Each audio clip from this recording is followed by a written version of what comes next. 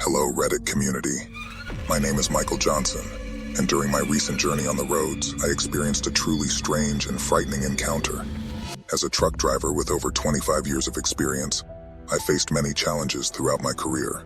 But what happened during an ordinary journey this time exceeded anything I had experienced before.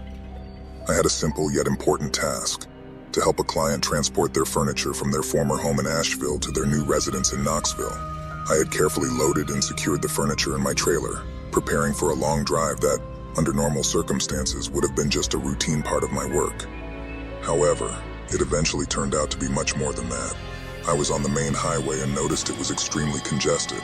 My client, who was familiar with the area, suggested I take a side road to save time. They claimed it was a shortcut, that they were in a hurry and were willing to pay extra for it.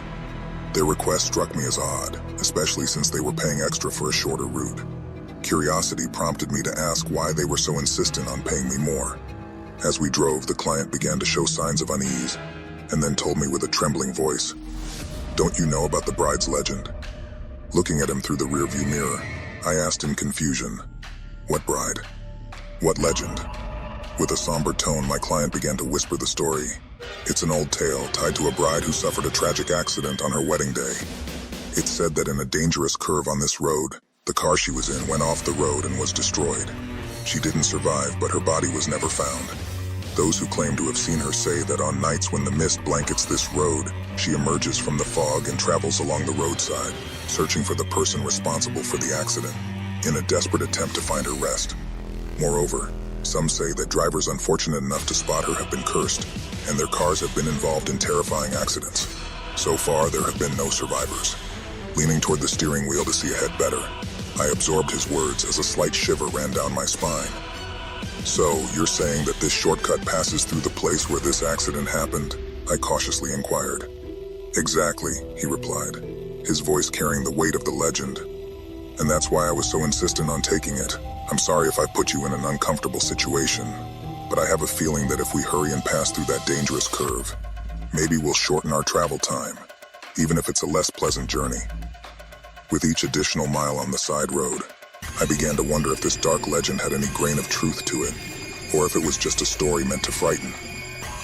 With my eyes fixed on the road and my thoughts drifting into the past, I began to feel that that night was going to be an extraordinary one.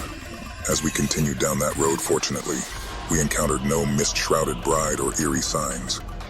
We reached Knoxville with the client, and with combined effort, we unloaded the furniture into their new home. As I checked my watch, I realized it was already 11 p.m., and darkness had taken over the night. I needed to return to my base, and thinking about the journey back, I realized I had a choice to make.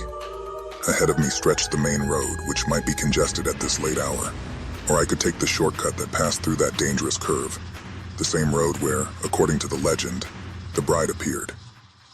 Ultimately, the desire to get home quickly and weariness from the long journey were the factors that led me to a decision. I chose to return via the road with the story and face the superstitions that seemed to still be a vibrant part of that countryside. Thinking it was just a baseless tale, I stepped on the accelerator and entered that perilous curve. However, as my car spun through the curve, I felt that something was amiss. In the middle of the road, a pale figure dressed in a bridal gown seemed to materialize from the fog, just as described in the tale. Without any warning, her voice echoed through my car, eerie and simultaneously raspy. "You will pay for what you've done." As the meaning of her words still sank in, the car began to accelerate on its own. I felt the steering wheel move inexplicably, and the brakes lost their power. As I watched in horror as my control over the car gradually slipped away, I shouted in a terrified voice, "I had nothing to do with your death. I don't know what you want from me." But the bride's figure seemed unrelenting. With a malevolent determination, she kept her gaze on me, and the car sped up even more. I struggled with the steering wheel that moved on its own, attempting to stop the car in some way, but everything seemed futile. It was as if the mysterious force controlling the car had a definite purpose. Amidst this desperate struggle, I yelled once more at the bride's figure, "I don't know what you want from me. I have no part in your death." With a supreme effort, I managed to straighten the truck and gradually slow down. The car began to respond to my commands again, and control returned to my hands. With interrupted breath and a racing pulse, I continued to drive cautiously on the dark road, looking back to see if the bride's figure was still there. But she was not. It was as if she had vanished as mysteriously as she had appeared.